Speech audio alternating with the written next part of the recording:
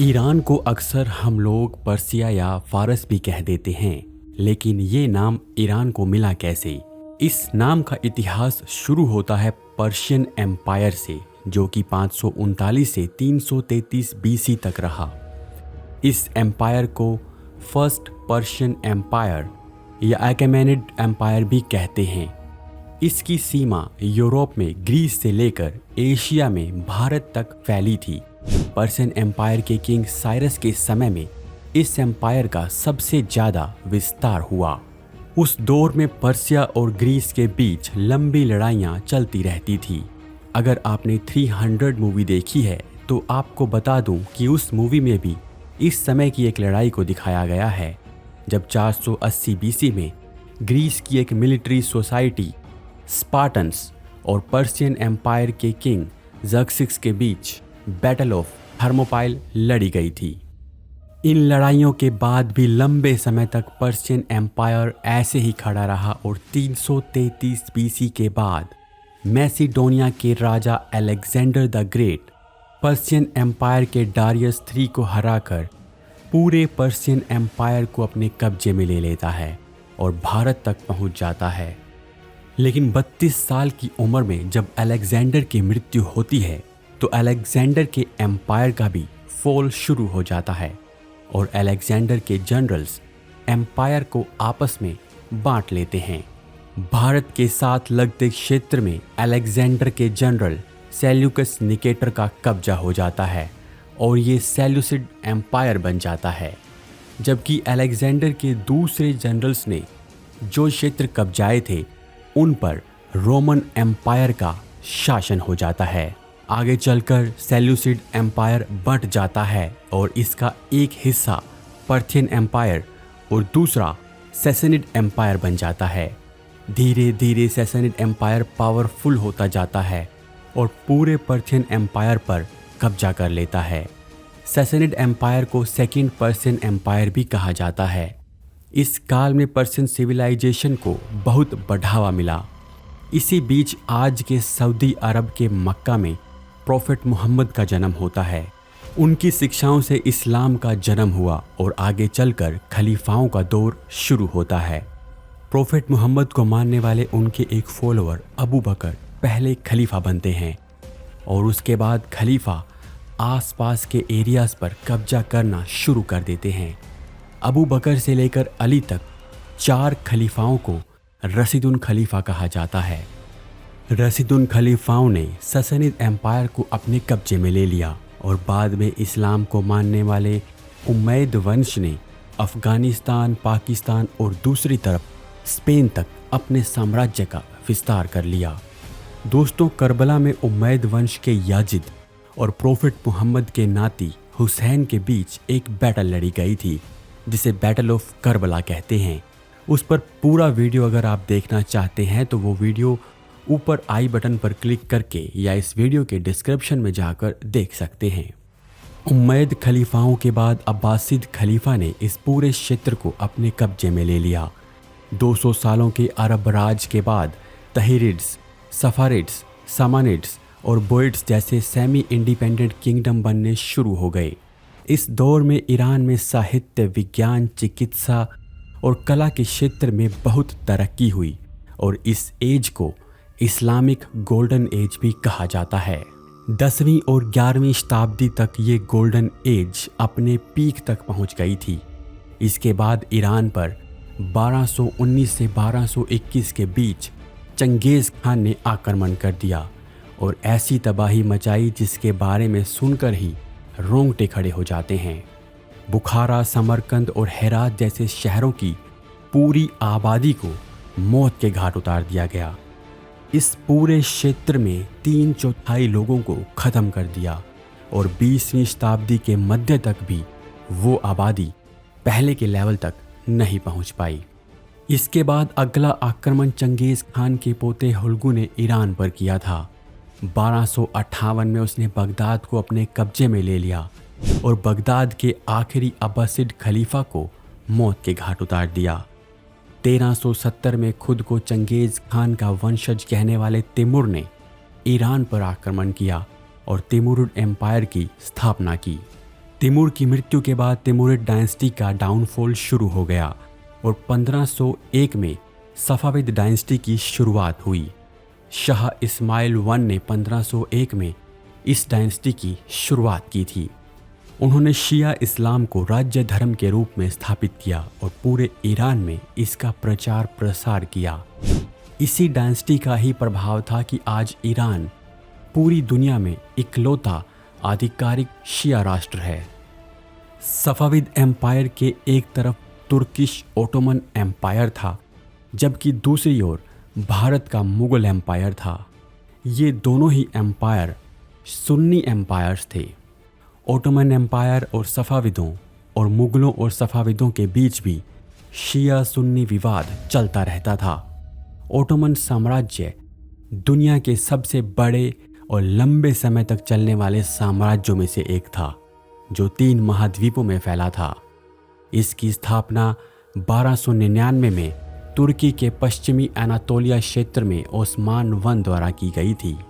Ottoman साम्राज्य ने 1453 में कॉन्स्टेंटिनोपल यानी कि वर्तमान के इस्तांबुल को जीतकर बिजान्टिन एम्पायर को समाप्त कर दिया और अपनी राजधानी बना लिया।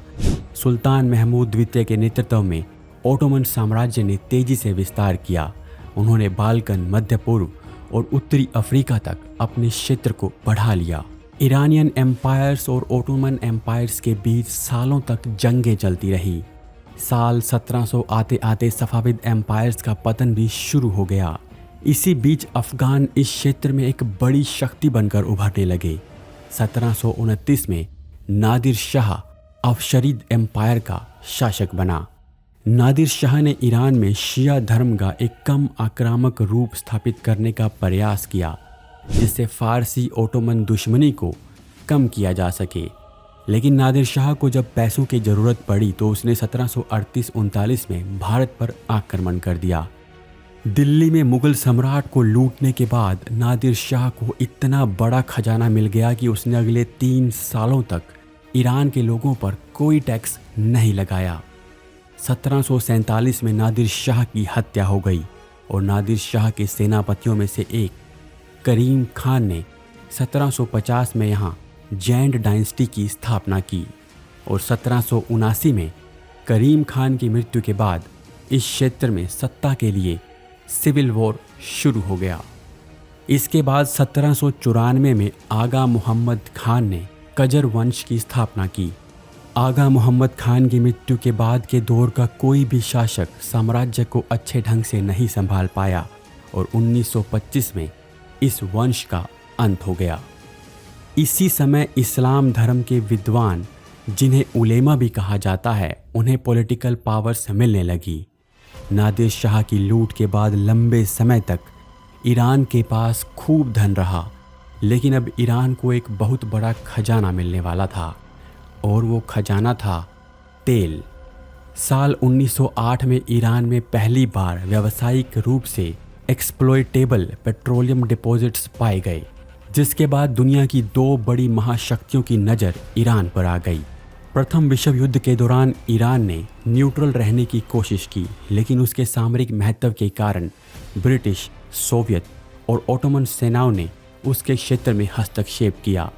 युद्ध के बाद ब्रिटिश और सोवियत सेनाओं ने ईरान के विभिन्न हिस्सों पर कब्जा कर लिया। इसके बाद सोवियत यूनियन और ब्रिटेन में ईरान के तेल भंडारों को हथियाने को लेकर एक प्रॉक्सी वॉर शुरू हो गई। हालांकि ब्रिटेन इस वॉर में सफल रहा और फर्स्ट वर्ल्ड वॉर खत्म होने तक ईरान में तेल पर उसका नियंत्रण हो गया। 1919 में एक समझौता हुआ, जिससे ईरान में ब्रिटिश आर्थिक और सैन्य उपस्थिति बहुत बढ़ गई। इसके बाद 1921 में रजा खान ने एक तख्ता पलट किया और 1925 में पहलवी राजवंश की स्थापना की। रजा शाह ने ब्रिटिश और सोवियत प्रभाव को कम करने के लिए ईरान को आधुनिक बनाने और स्वतंत्र नीति अपनाने का प्रयास किया। पहलवी राजवंश ईरान का अंतिम शाही राजवंश था, जिसने 1925 से 1979 के बीच 54 वर्षों तक शासन किया। इस शासन के दौरान ईरान का आधिकारिक नाम इंपीरियल स्टेट ऑफ पर्सिया था। हालांकि 1935 में रिजा शाह ने इस क्षेत्र को पर्शिया के बदले ईरान नाम से संबोधित करने को कहा। सेकेंड वर्ल्ड वॉर के दौरान ब्रिटेन और सोवियत संघ ने 1941 में ईरान पर आक्रमण किया ताकि नाजी जर्मनी के लिए समर्थन को रोका जा सके और युद्ध के प्रयासों के लिए आपूर्ति मार्ग सुरक्षित किया जा सके। ब्रिटेन के ईरान से बिगड़ते रिश्ते भी इसकी वजह बने। इस आक्रमण के बाद रजा शाह को गद्दी से उतारकर उसके बेटे मोहम्मद रजा शाह को गद्दी पर बैठाया गया। मोहम्मद रजा शाह के शासन में ईरान में डेमोक्रेसी को बढ़ावा मिला और पहली बार साल 1951 में चुनाव हुए, जिसके बाद मोहम्मद मोसादेक ईरान के प्राइम मिनिस्टर बने। मोसादेक ने ईरान में मौजूद तेल के भंडारों को नेशनलाइज कर दिया, लेकिन इस कदम की वजह से ब्रिटेन की मोनोपोली खतरे में पड़ गई, जिसके बाद ब्रिटेन और अमेरिका ने एक सीक्रेट मिशन चलाकर 1953 में ईरान में तख्ता पलट करवा दिया। इस तख्ता पलट के बाद शाह मोहम्मद रिजा पहलवी ने ईरान की सत्ता अपने हाथों में ले ली और अगले एक दशक तक अमेरिका और ब्रिटेन के साथ अपनी दोस्ती निभाई। मोहम्मद रिजा पहलवी ने ईरान में बहुत से रिफॉर्म्स किए थे, जिन्हें वाइट रेवोल्यूशन के नाम से जाना जाता है। इन रिफॉर्म्स के बाद ईरान में मॉडर्नाइजेशन की शुरुआत हुई, जिसके बाद एजुकेशनल ग्रोथ, इकोनॉमिक ग्रोथ और अर्बनाइजेशन की शुरुआत हो गई। लेकिन ये रिफॉर्म्स ईरान के धर्म गुरुओं को पसंद नहीं आए और कट्टरपंथी लोग रिजा को वेस्टर्न कल्चर के प्रमोटर के रूप में देखने लगे। अयातुल्ला रुहल्ला खुमैनी नाम के मौलवी ने इसका सार्वजनिक रूप से विरोध किया, जिसके बाद उसे देश से निकाल दिया गया। 1970 के दशक के अंत तक ईरान में महंगाई और बेरोजगारी बढ़ने लगी थी, जिसके बाद लोगों ने रिजा के शासन का विरोध करना शुरू कर दिया और रिजा को अमेरिका भागना पड़ा।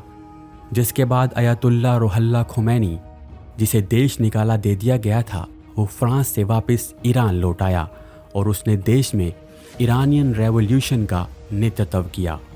इस रेवोल्यूशन के बाद शाह को सत्ता से हटा दिया गया और अयातुल्ला रुहल्ला खुमैनी ईरान का सबसे बड़ा नेता बन गया।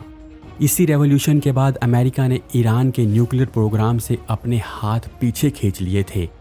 अमेरिका, जो इस रेवोल्यूशन से पहले ईरान का दोस्त था, वो अब कैसे ईरान को न्यूक्लियर पावर बनने से रोक रहा था, उस पर आपको ये वीडियो जरूर देखना चाहिए। ईरानियन रेवोल्यूशन के बाद ईरान का नया संविधान बनाया गया, जो कि 2 पिलर पर आधारित है, रिपब्लिकन और रिलीजियस। रिलीजियस पिलर के अनुसार देश का प्रमुख एक शिया मौलवी होता है, जिसे इस्लामिक रेवोल्यूशन के सुप्रीम लीडर के रूप में जाना जाता है, जिसकी नियुक्ति असेंबली एक्सपर्ट्स करते हैं। जबकि रिपब्लिकन पिलर के अनुसार देश की पार्लियामेंट और प्रेसिडेंट दोनों ही लोगों के द्वारा चुने जाते हैं। इस्लामिक रिपब्लिक की स्थापना के बाद से ईरान में सिर्फ 2 सुप्रीम लीडर्स रहे हैं। पहले लीडर थे अयातुल्ला रुहल्ला खुमैनी, जिन्होंने पहलवी राजवंश को उखाड़ फेंका था और इस्लामी सरकार की स्थापना की थी। वो 1979 से 1989 तक सत्ता में रहे। वर्तमान supreme leader Ayatollah Ali Khamenei हैं, जो खुमैनी की मृत्यु के बाद 1989 में सर्वोच्च नेता बने थे।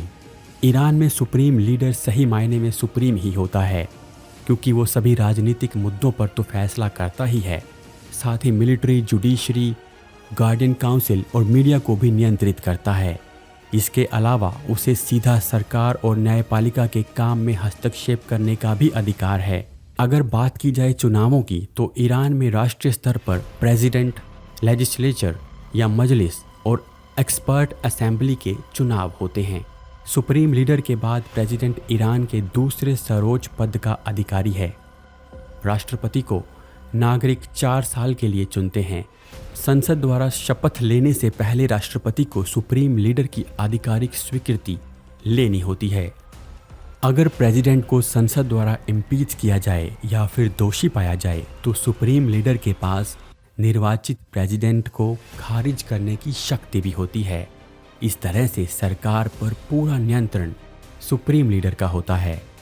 2021 में इब्राहिम रईसी देश के राष्ट्रपति बने थे, जिनकी 19 मई 2024 को एक हेलीकॉप्टर दुर्घटना में मृत्यु हो गई थी। इस क्रैश के बारे में कहा जा रहा है कि इसे इजराइल और अमेरिका ने करवाया है, लेकिन इसकी कोई पुख्ता जानकारी नहीं है। अमेरिका स्पष्ट कर चुका है कि वो ईरान को न्यूक्लियर पावर नहीं बनने देगा, क्योंकि इससे उसके अनुसार मिडल ईस्ट में ईरान एक बड़ी शक्ति बन जाएगा और अमेरिका और उसके दोस्तों के लिए ये एक बड़ा खतरा है। तो दोस्तों, ये था ईरान का पूरा इतिहास। अगर आपको वीडियो अच्छा लगा तो वीडियो को लाइक और शेयर जरूर करिएगा। साथ ही इस चैनल को सब्सक्राइब कर लीजिए ताकि हम ऐसे ही वीडियोस आपके लिए लाते रहें।